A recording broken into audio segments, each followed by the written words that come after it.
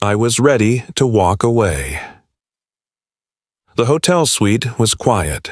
Too quiet for a woman whose heart had once soared in front of millions. Sandra Bullock stood by the tall window, her fingers lightly brushing the glass as Los Angeles shimmered below like a dream fading with the morning sun. In the distance, helicopters drifted between towers like lazy birds, and the Pacific glittered with a promise she no longer believed in. She wore a soft cream shawl over her shoulders, one that had been a gift during filming in Tuscany years ago. Back then, everything had felt fresh, her career, her laughter, her belief in timing. But now she was tired, not just physically but emotionally exhausted. She had learned the hard way that being adored on screen meant very little when real life kept echoing. Silence. Her assistant had slipped out 10 minutes ago after gently placing a steaming cup of green tea on the side table, sensing that Sandra needed space. The script for her next project lay unopened on the glass coffee table. She hadn't even glanced at it. It wasn't the project. It wasn't the fame. It was everything else. Something in her heart had shifted. "I can't do this anymore," she whispered to herself. A whisper not of weakness but of quiet clarity. Not a breakdown, but a letting go. The door clicked behind her. Not loudly. Not with force. Just familiar. A quiet, respectful presence. Sandra didn't need to turn. She knew that walk, that silence, that energy that filled a room without demanding anything. "Keanu," she said, her voice a mixture of surprise and inevitability. He didn't speak at first. He stood at the threshold, black t-shirt and dark jeans, holding a helmet under one arm. His hair was a bit longer than usual, wind-tousled, and his eyes, still, kind and searching, looked at her like he hadn't seen her in years, even though they'd had lunch just a few weeks ago. "I heard you were thinking of walking away," he finally said, his voice the kind that didn't need volume to carry weight. Sandra turned slowly, eyes narrowing, not in anger but in disbelief. Word travels fast. It does when people care. She smiled, but it didn't reach her eyes. "You came all this way just to stop me?" "No," he said softly. "I came to walk with you, whether you stay or leave." That hit her like a wave. Of all the people in Hollywood, Keanu had never once tried to hold her back, push her forward, or squeeze her into expectations. He had always just shown up, quietly, honestly. Theirs was a connection beyond labels. Not romance, not friendship. Something quieter, deeper, older, as if their souls had once known each other in another lifetime and had simply picked up where they left off. She walked to the side table and picked up the tea. Her hands trembled slightly. She wasn't sure if it was the caffeine or the truth trying to burst free. "I was going to leave without saying goodbye," she admitted. "Just disappear. Fly out to the countryside. Somewhere no one could find me." "I would have found you," Keanu said without hesitation. "Not because I was trying to stop you, but because you deserve more than a silent goodbye." Her throat tightened. "Why do you always say the right things?" "Because I don't say much," he said with a gentle smile, stepping closer. There was a pause, the kind that would be awkward with anyone else, but with them, it was holy. She set the cup down and looked up at him. Her eyes glistened, but she didn't let the tears fall. Not yet. "Do you ever feel like you gave everything to the world, and the world just took it like it was nothing?" Keanu looked out the window, then back at her. "Every day. And what do you do?" He stepped beside her, shoulder brushing gently against hers. "I remember the moments that mattered. The people who saw me. The silence that didn't ask for applause. The kindness that no one ever noticed. And if it's not enough," she whispered, "then you keep going anyway. Not because the world deserves you, but because you deserve to keep becoming more of who you are." Her shoulders trembled now. The tears didn't ask for permission anymore. One slipped down her cheek. Then another. Not dramatic, just real. "I don't know who I am anymore," she confessed. Keanu didn't flinch. He didn't try to fix it. He didn't even reach out, yet. He just stood there, present with her, as if to say, "It's okay to not know." After a long silence, he finally spoke. You're the woman who sat with a grieving crew member when everyone else walked away. You're the woman who wrote letters to sick fans no one knew about. You're the woman who laughed so hard on set you made everyone believe again. That's who you are." She looked up, startled. "How do you know all that?" "Because I watch," he said. "Because I care." Her breath hitched. "You always make it sound so simple." "It is," he said softly. "When the noise stops, when it's just us." He finally reached out, not to hold her, but to offer his hand, open-palmed, quiet. No pressure, no promises, just presence. Sandra looked at it, then at him. Then, she took it, and for the first time in weeks, she didn't feel like she was falling. She felt like she was standing still, held. Not by hands, but by truth. The following morning arrived not with fireworks, not with clarity, but with the soft rhythm of rain against the city's glass and concrete. Los Angeles, known for its golden sunshine and bright camera flashes, had chosen a different outfit today. Muted gray clouds and a melancholic drizzle that gave the world a quiet pause. It was a morning for reflection, not action. A morning where time itself felt slower, more sacred. Inside her suite, Sandra Bullock sat cross-legged on the floor in front of the unlit fireplace, a blanket wrapped around her shoulders, her thoughts swirling heavier than the clouds outside. The firewood was untouched, the kettle had long stopped whistling, and the open journal in front of her remained blank. She had tried to write, something, anything, but the words had refused to come. She had always believed in resilience, in getting up after the fall, in smiling through the storm. But somewhere along the way, that resilience had turned into a performance, a practiced strength, a mask. And yesterday, with Keanu in that room, she had realized how tired she was of performing even for herself. She wasn't broken, but she was bruised. By fame, by expectations, by a love life the tabloids had never stopped dissecting, and friends who had slowly drifted away into their own silence. And Keanu, well, Keanu was the only one who ever seemed to see her, not the actress, not the icon, not the Hollywood success story, but just Sandra, just the woman. A soft knock on the door stirred her, and she instinctively wiped the corner of her eye before rising. She didn't ask who it was.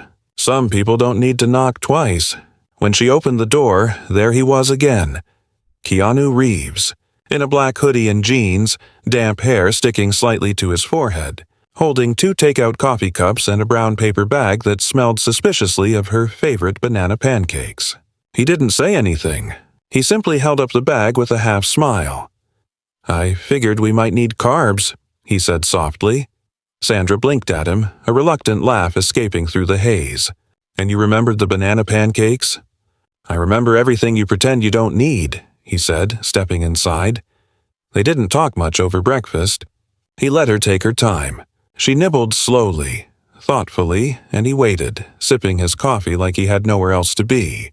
As the hours passed, the weight in her chest eased, not because of the food, but because of his presence.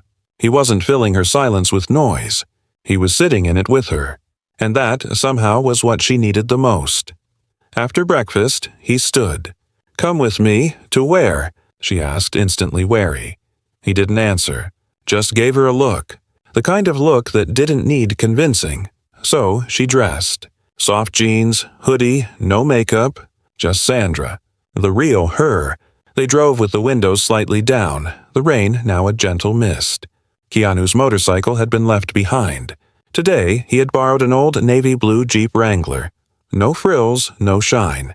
Just a quiet ride through the winding hills of Los Angeles, out toward the edges of the city, where fame started to fade and nature reclaimed the skyline.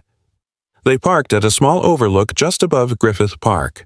Sandra hadn't been there in years. The spot wasn't famous, wasn't photographed, but it held a memory, one she had buried deep. She turned slowly, eyes narrowing. "Is this the bench?" Keanu nodded. "Where we sat after our first film together wrapped." "Remember?" Sandra didn't answer immediately. The wind had picked up, and with it came memories. Years ago, when she and Keanu were just 2 rising stars unsure of where life would take them, they had come here with takeout and laughter, drunk on the thrill of youth and cinematic possibilities. That night she had laughed until her stomach hurt. That night he had told her the world was going to love her, and that was the first time she believed it. They walked down to the bench. Worn now with time, the wood chipped and the metal rusted slightly at the edges, but it was still there, exactly as they left it. Keanu sat first, tapping the space beside him. She hesitated, then slowly joined him, their shoulders brushing again as they looked out over the quiet city. "I wanted to remind you of who you were before the applause," he said after a long silence. Sandra stared out at the skyline. "That girl's long gone." "No," he said. She just stopped hearing her own voice. "Too much noise. Too many people talking for her." She turned to look at him. "And you think this bench is going to fix that?" "I don't want to fix you, Sandra," he said quietly. "You're not broken. I just want to be here when you remember yourself again." Something about the way he said it, the gentleness, the honesty, broke something open inside her. A wound she hadn't realized she'd been protecting. She blinked quickly, but this time the tears didn't wait for permission. They came, slow and warm, and she didn't try to hide them. He reached into his hoodie pocket and pulled out something small, a folded piece of paper. No fanfare, no build-up. She looked at it warily. "What is that?" "A letter," he said. "I wrote it years ago. After Speed. Never gave it to you. I don't know why." He handed it to her, and for a moment she just stared at it in her palm. Then, slowly, she unfolded it. The handwriting was unmistakably his. Careful, minimalist, as if each word had been weighed. "Dear Sandra, you once told me that you weren't sure where you fit in the world. That you felt like you were always performing, even when you were alone. I didn't know what to say then. But now I do. You don't have to fit. You were never meant to. The world will try to shrink you, shape you, silence you. But the real you, the one who laughs like sunlight, who listens with her whole heart, who cries without shame, that you is rare. That you is enough. You don't need to perform, Sandra. You just need to be, and if you ever forget who that is, come back to this bench. I'll be here. K. Her hand trembled as she folded the letter again, slower this time, as if she were afraid the ink might fade if she blinked. When she looked at him, her voice was barely audible. Why now? He looked at her with eyes that had seen grief and love, fame and solitude. Because yesterday, you were about to leave, and I couldn't let you forget that someone still sees you, even in the silence. And in that moment, the bench wasn't just a bench. It was a return. Not to a place, but to herself, to a version of her that had once believed in forever, in truth, in people who stay even when you give them every reason to walk away. She leaned her head on his shoulder, just for a moment, but it was the most honest moment she had allowed herself in years. And for the first time in a long time, Sandra Bullock didn't want to run, she wanted to stay. The question that changed her pulse. The next day felt strangely different before it even began. Sandra woke before her alarm, not because she was anxious or restless like she had been for months, but because her heart felt strangely awake. She lay there in silence for a long stretch of minutes, staring at the ceiling, letting the memory of yesterday wash over her like a soft tide that refused to recede.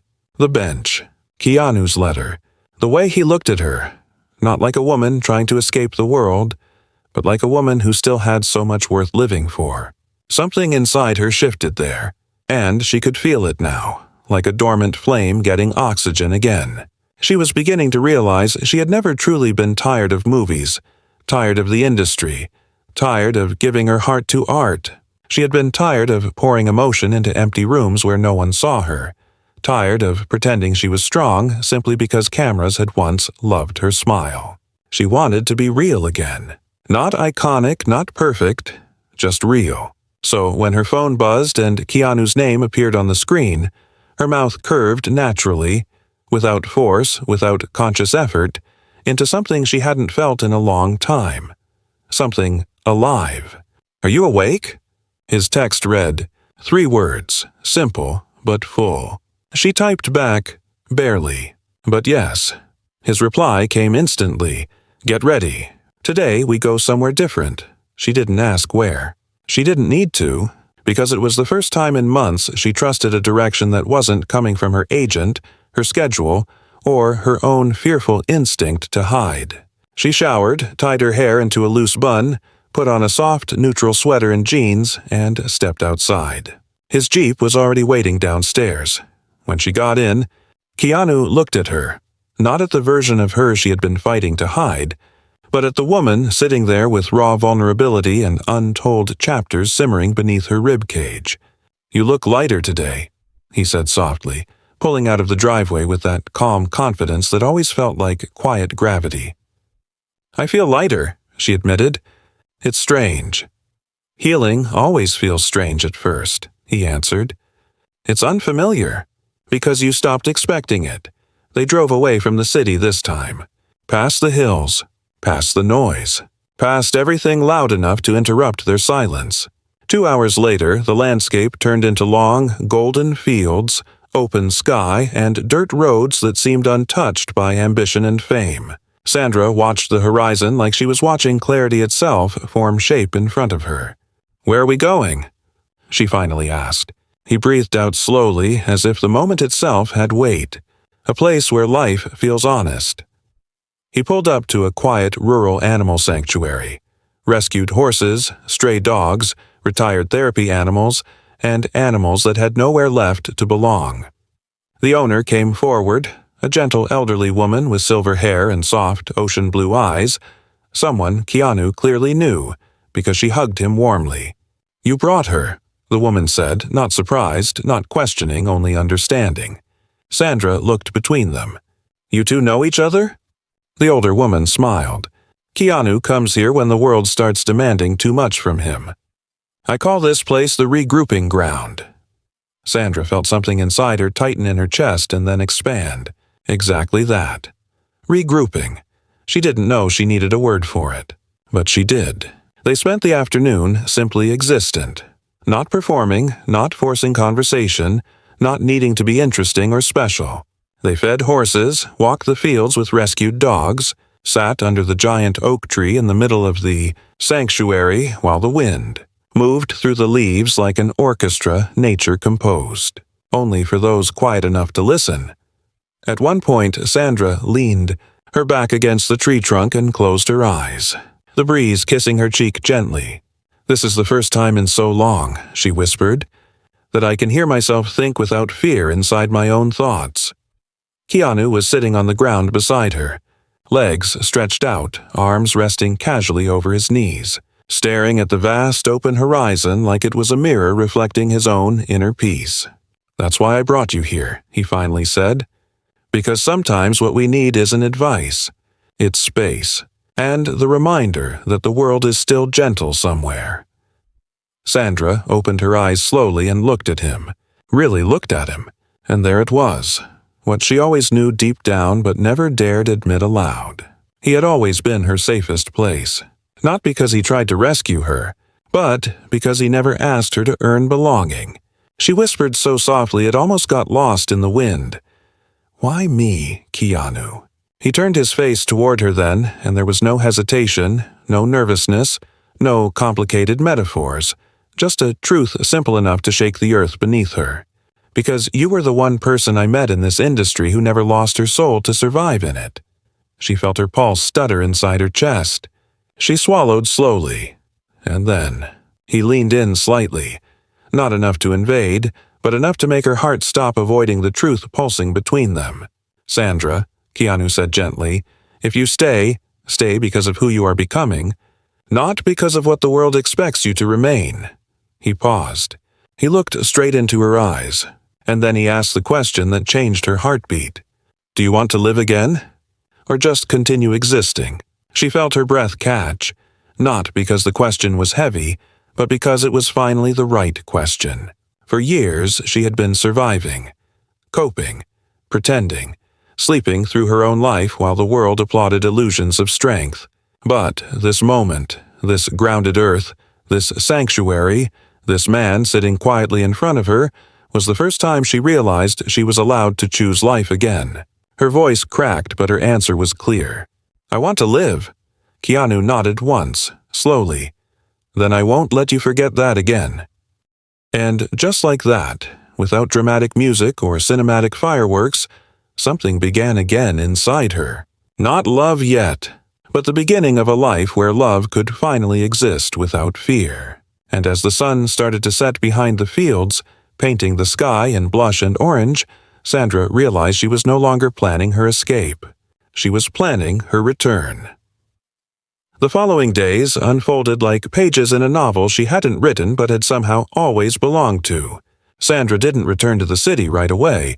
The sanctuary, with its quiet winds and animals who knew no judgment, had offered her something she hadn't felt in a long time: permission to slow down. And in that space between departure and return, Keanu became something more than a friend, more than an old memory. He became a mirror.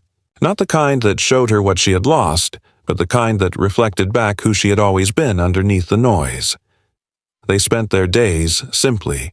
In the mornings, they walked the dirt path around the sanctuary, sometimes silent, sometimes laughing like kids who had escaped time. Sandra began to notice things again. The way light touched leaves, the way horses leaned into affection, the way Keanu paused before speaking as if weighing the truth in every word. It wasn't just peace she was finding. It was presence. And presence in its purest form was terrifying, because it meant she could no longer numb herself. She could no longer hide behind schedules or red carpets or smiles curated for the public. She had to stand there, in the middle of it all, and face her own rawness. One evening, the sky opened up in a slow, soaking rain, and instead of running for shelter, they stood beneath it, faces turned upward, letting it wash over them. Keanu closed his eyes, his hair dark and wet, his shirt clinging to him. Sandra stood beside him, her arms loose by her sides, her lips parted as she exhaled the weight of everything she had carried for too long. And in that rain, they weren't actors. They weren't icons. They weren't anything but two souls who had managed to find one another in a world that often swallowed connection whole. Later that night, inside the small guest cabin on the sanctuary grounds, a fire crackled while thunder rolled softly beyond the hills.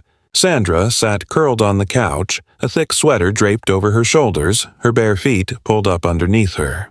Keanu sat across from her, not with the intention to talk, but with the kind of comfort that allowed silence to become sacred. The flickering light danced across his face, and she found herself watching him, not because of how the world saw him, but because of how steady he made her feel. Every time he looked at her, it was like the world stilled just long enough for her to breathe. "Why haven't we ever talked about this?" she finally asked, her voice almost drowned by the sound of the fire. He looked up slowly. "About what? This thing between us? The way we find each other over and over. The way you show up when I'm lost. The way you know what I need before I do." Keanu leaned forward, resting his arms on his knees. His eyes were soft but unwavering. "Because I was always afraid that putting it into words might make it smaller than what it really is." Sandra blinked, startled. "Smaller?" "Yeah," he said gently. "You and we've always lived in the spaces between the definitions. If I called it friendship, it wouldn't be enough. If I called it love, it might not be understood the way I mean it. But I feel it, Sandra. Every time I'm near you, I feel home." That word. Home. It landed on her chest like a whispered truth from the universe itself. She looked away for a moment, overwhelmed. Her heart had grown cautious over the years.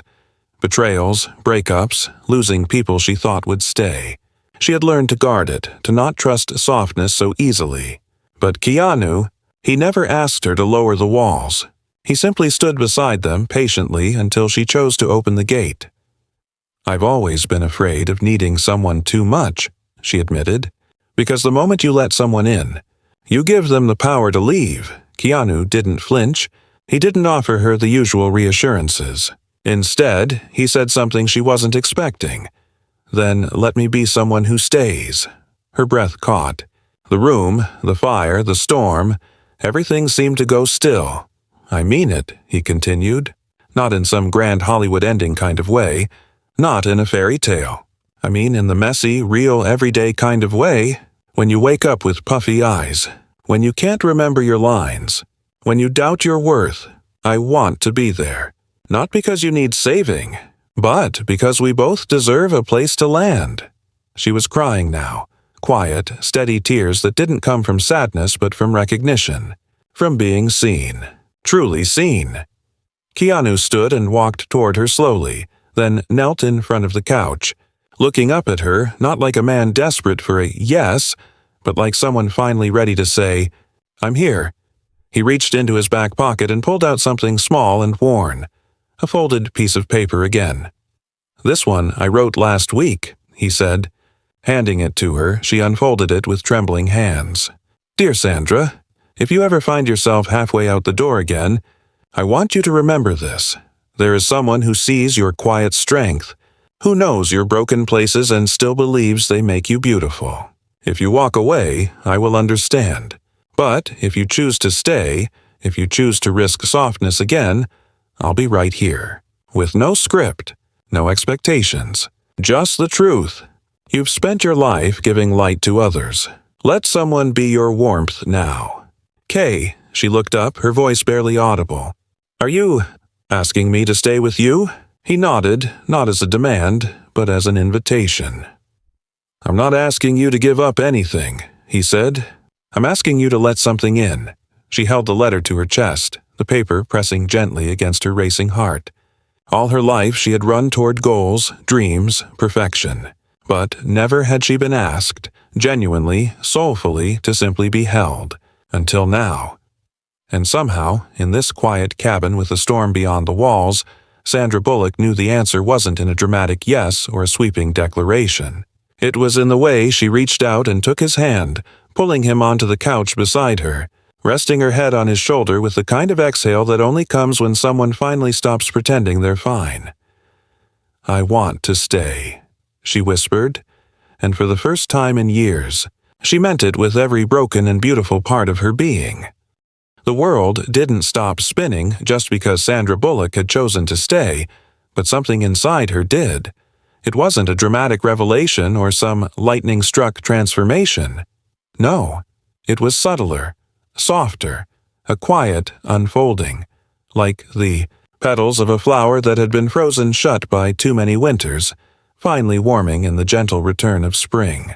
She woke up beside a crackling fire in the sanctuary guest cabin, not in Keanu's arms, but with the unmistakable sense that she no longer had to carry herself alone.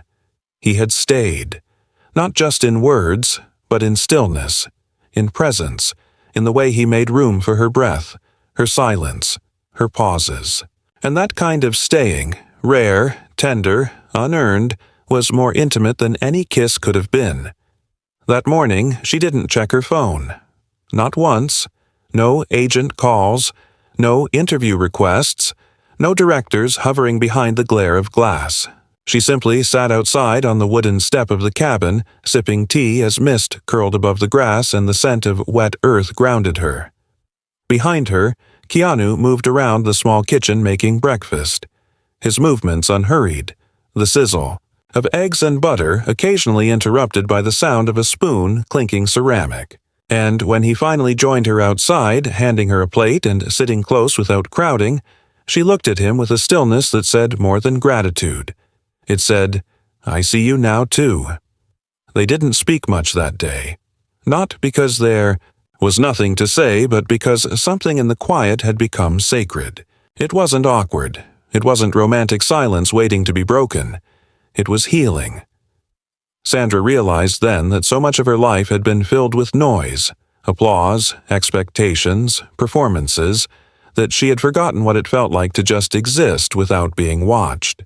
But with Keanu, there was no performance. No need to fill the silence with charm or wit or beauty. She could just be, and that was enough. Later that afternoon, the sanctuary owner, Grace, approached them as they were helping brush the old therapy horses. Her gaze was soft, maternal. She looked between them with a knowing that only comes from a lifetime of watching love in its earliest, quietest forms. "You both remind me of my parents," she said gently. They weren't flashy, they weren't dramatic, but they had that kind of love that aged like a tree, Roots first, slow and steady, holding strong even in storms. Sandra smiled, brushing her hand down the horse's warm, coarse neck. I'm not sure I even know what that kind of love is. Grace tilted her head. Then you're lucky, because it looks like you're learning. Later that evening, after the sun had dipped low behind the hills, painting the sky in slow oranges and dusty violets, Sandra and Keanu sat by a fire pit outside the cabin. The stars blinked to life one by one, and the smell of cedar and ash danced on the wind. Sandra wrapped herself in an old quilt, knees pulled up, her eyes on the flames. Keanu sat across from her, quiet, hands tucked in his jacket pockets. The air was cool, but something warm buzzed beneath the surface, an unspoken invitation neither of them was quite ready to put into words. But then she looked at him, really looked at him, and realized something had shifted. Not between them, but inside her. She wasn't afraid of the next step anymore. Do you know why I almost left? She asked, her voice low, raw. Keanu looked up, the firelight dancing in his eyes. Tell me. I wasn't afraid of losing everything. I was afraid I already had, she confessed. I thought I had become hollow, a name without a soul, a career without a voice. Everyone kept telling me I was strong, but no one ever asked if I wanted to be. He didn't interrupt. He didn't comfort. He just listened, which somehow felt even more sacred. I gave myself away piece by piece, she continued, to roles, to red carpets, to every person who needed me to smile when I was dying inside. And one day I looked in the mirror and couldn't find myself anymore. A long silence followed, not heavy, but necessary. Then Keanu leaned forward slightly. You're not hollow, Sandra. You're layered, bruised in places, but not broken, and you're still here. That matters. She swallowed hard, her heart suddenly pounding like it remembered what it was for. I don't want to go back to who I was before, she said, but I also don't know who I am becoming. That's the beautiful part, Keanu said softly. You get to decide. She looked into his eyes for a long time. And you? Where do you fit in that story? He didn't hesitate. Wherever you let me. It was in that moment, in the dancing light between them, that Sandra realized something she had never dared let herself admit. Keanu wasn't just a person in her life. He was the pause, the breath between the chapters, the stillness that made her story make sense. And so she stood, stepping out of the quilt, walking slowly toward him. He rose too, and for a long moment they just stood there, inches apart, the fire crackling behind them, the stars bearing witness. I don't know what tomorrow looks like, she whispered. I'm not asking for tomorrow, he replied. Just tonight, and maybe one more after that, and maybe another, if you want. Then, finally, she closed the distance, wrapping her arms around him, not as an answer, not as a promise, but as a beginning. His arms folded around her gently, holding her like she was something he'd always carried inside him. They didn't kiss, not yet, because what they were building was deeper than desire. It was trust. It was truth. And truth, when it's real, takes its time. In the soft echo of the night, with only firelight and starlight to bear witness, Sandra finally found the courage to do something she hadn't done in years. She let go of the fear, of the mask, of the belief that she had to carry everything alone. And in its place, something new took root, quiet, strong, and unstoppable. Weeks passed, but time didn't feel linear anymore. It felt suspended, like they had stepped outside of the noise of the world into a quiet corner meant only for them. In the sanctuary of the hills, surrounded by the whisper of horses and the wide breadth of open sky, Sandra had found something she didn't think she was allowed to have anymore. Not fame, not recognition, but peace. Peace in her voice. Peace in her steps. Peace in simply being without proving. She had begun writing again, not for the public, not for a script, but for herself. In a small leather notebook gifted to her by Grace, She scribbled thoughts that weren't edited or polished. They were messy, honest, and real, and every morning Keanu would find her curled up on the porch, pen in hand, eyes soft with meaning. He never read her pages. He never asked. But he always brought her tea, placed it beside her, and kissed the top of her head before sitting silently nearby, his presence her favorite kind of punctuation. One morning, as autumn bled into the hills and the air shifted from warm to crisp, Keanu stood behind her as she finished her final line. Without turning, she smiled. "I think I'm done." "With the journal?" he asked softly. "With hiding," she said, closing it with a finality that felt like a chapter ending. She turned around slowly and met his eyes. "I'm ready to live out loud again, but not the way I used to." He stepped closer, searching her face with the kind of depth only he seemed to carry. "How then?" She took a deep breath. "With purpose, with slowness, with people who actually see me." She reached out and took his hand. "With you." His fingers wrapped around hers with quiet reverence. "Then let's start." They didn't go back to Los Angeles right away. Instead, they took a road trip up the coast. No maps, no schedules, no publicists. Just winding roads, ocean air, and the slow rediscovery of joy. They stayed in small inns, ate at roadside diners, watched sunsets from cliffs, and danced barefoot in the sand when no one was watching. Or maybe someone was, but neither of them cared anymore. They laughed louder now. They touched more. They kissed slowly.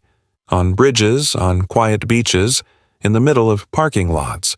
And it wasn't performative. It wasn't made for the camera. It was the kind of intimacy that comes not from passion, alone, but from understanding. True, patient, layered understanding. One night, they checked into a remote lakeside cottage tucked beneath tall redwoods. The sky was littered with stars, and the water reflected it like a mirror. Inside, there was no Wi-Fi, no signal, only firewood and candles and the soft creak of floorboards. It was there, wrapped in a wool blanket, that Sandra turned to Keanu as they lay side by side and whispered something that made his eyes burn. "I don't need a big wedding," she said. "I don't need a dress or flowers or people watching, but I do need you. Every morning, every night, for however long life gives us." He didn't answer with words. He sat up, reached into the small leather bag he always carried, and pulled out a simple silver ring. No diamond, no inscription, just a smooth, soft circle, timeless, honest. "I had this made years ago," he said, "not for any particular moment, just in case one ever came." Sandra's breath caught in her chest. He took her hand, gently, reverently, and slipped it on her finger. "There's no ceremony, no priest, no stage, just this fire, this night, and you." She looked at the ring, then at him. Her eyes shimmered. "This is everything I never knew I needed." And there, beneath the vast galaxy, with trees as their, chapel and stars as their witnesses, they married, not in name, not with papers, but with presence, with truth, with a vow spoken not through speeches, but through the simplicity of staying. "I promise to walk with you," he whispered, pressing his forehead to hers, "when the world cheers and when it forgets." "I promise to let you see me," she whispered back, "even when I can't." They kissed then. Not for the first time, but for the first time as something new, as a promise, as a beginning. Months later, they returned to Los Angeles, not as a couple chasing cameras, but as two souls no longer hiding. Sandra took on a new project, not a blockbuster, but an indie film about second chances. Keanu produced it. They worked quietly, side by side, showing the world that love, when built on truth, doesn't need to be loud to be felt. Tabloids eventually caught on. Headlines speculated, fans guessed, but neither of them offered interviews. They didn't need to explain what they had found. Some things were too sacred to fit into articles. Years passed. They aged together. She wrote more. He built a foundation for displaced artists. They adopted a rescue dog. Then two. They grew gardens, held hands at movie premieres, traveled quietly, and every year on the anniversary of the night in the cabin, they returned to that lakeside cottage. No phones, no lights, just them, the fire, and the promise, and in every quiet moment, in every shared silence, their story whispered the same thing. You don't need the world to understand you. You just need one person who never leaves when the lights go out.